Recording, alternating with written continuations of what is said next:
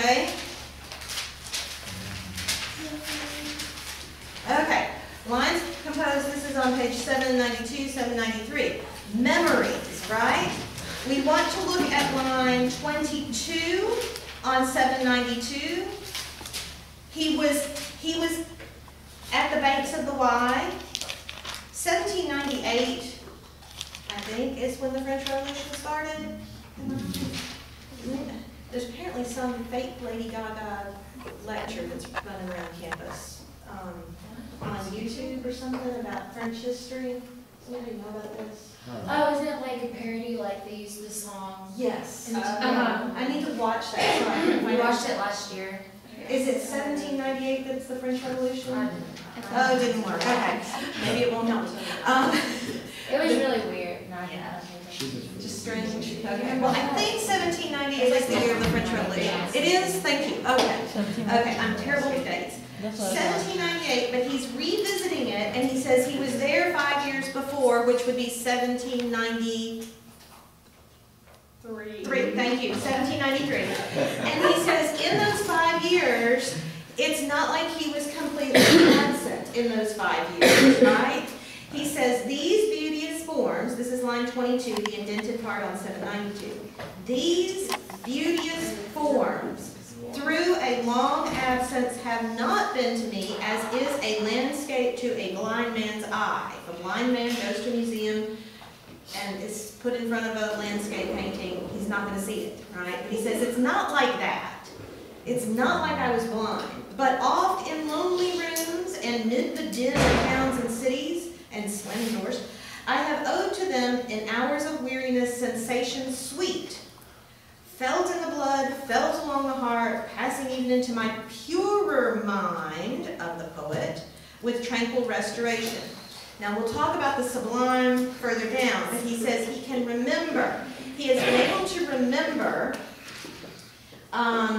and look quickly at page 794. Okay. What he did, what the poet does, look at line 102. Line 102. Therefore am I still a lover of the meadows and the woods and mountains. He's old, but he's old, but he still loves the meadows, the woods, the mountains, and of all that we behold from this green earth, of all the mighty world of eye and ear, both what they half create and what perceive. Okay? This is the difference between the child and the poet. The child perceives. The child sees it and goes, pretty flower, pick it. The adult goes, it's going to die now. Then the poet says, but I can remember how beautiful it was. And so to remember that, even in the midst of angst or anguish or whatever, requires some creation. It's not the actual rose. It's not the actual lamb or tiger.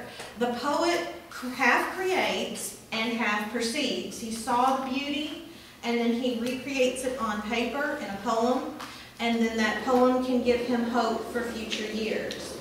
So it's kind of like that movie Collateral with the postcard on the visor that he can go back and remember. But it's actually more than that, because think about our memories. It's memory, but do we remember things exactly as they were? No. Sometimes we kind of clean them up to make them look better, more pleasant, right? Okay, for next time, and I know that we are behind, but we're not throwing the syllabus out the window, although Brennan would suggest we probably should.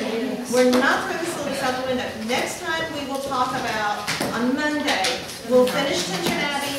Do read Kubla Khan, in Xanadu Kubla Khan, Stately Pleasure Number 3. It is by Coleridge, and it is in your same book. It actually, it starts on page 813. Start reading Kubla Khan, or actually read all of Kubla Khan. Don't read Dejection and over the others. We'll just do Kubla Khan. No test. No test. No test Monday. No test Monday. No test Monday. We're behind. And no test on Monday. No test on Monday. I'm not sure how I'm going to have